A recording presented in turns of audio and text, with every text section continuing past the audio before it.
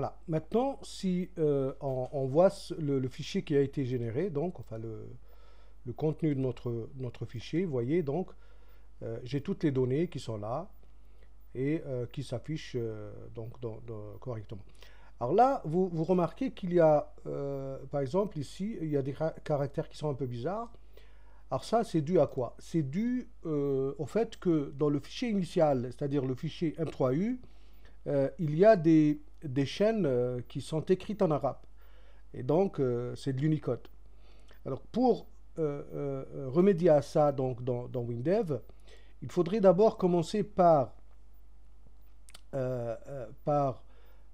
activer l'Unicode. Donc, pour le faire, il faudrait aller dans la description de la configuration en cours et donc d'utiliser les chaînes Unicode en exécution. D'accord? Je clique sur oui, voilà. Donc là, il a détecté que j'utilise la fonction fChargeText et la fonction charact. Et donc là, il m'avertit peut-être qu'il faudrait que je change un petit peu mon code. Il se pourrait que certaines fonctions ne soient plus utilisables en Unicode. Alors, je refais un test pour voir est-ce que ça va marcher ou pas. Voilà. Donc, je réinitialise mon fichier. Voilà. Je relance. Et là, donc je vais voir les noms des chaînes. Vous voyez que les caractères bizarres se sont transformés en points d'interrogation. Donc là aussi, le problème persiste. Alors, ce n'est pas qu'il persiste, mais qu'il faut faire autre chose. Parce que ce qui s'affiche dans notre table, c'est les données qui viennent du fichier de données, c'est-à-dire le fichier hyperfile qui est là. Et donc, vous voyez que les données qui étaient donc affichées bizarrement, maintenant, ils s'affichent en point d'interrogation. Pourquoi?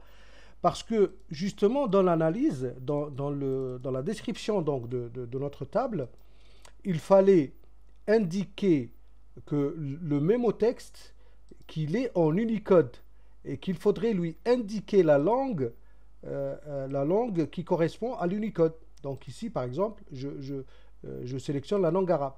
D'accord? Voilà. Donc, je fais une génération. Donc, mon fichier va être régénéré.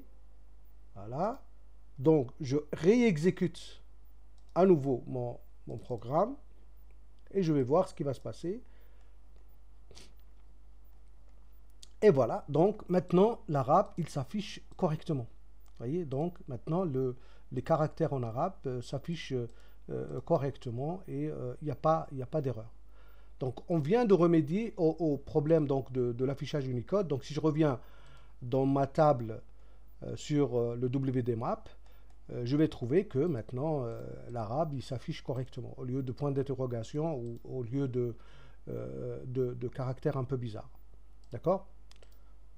Voilà.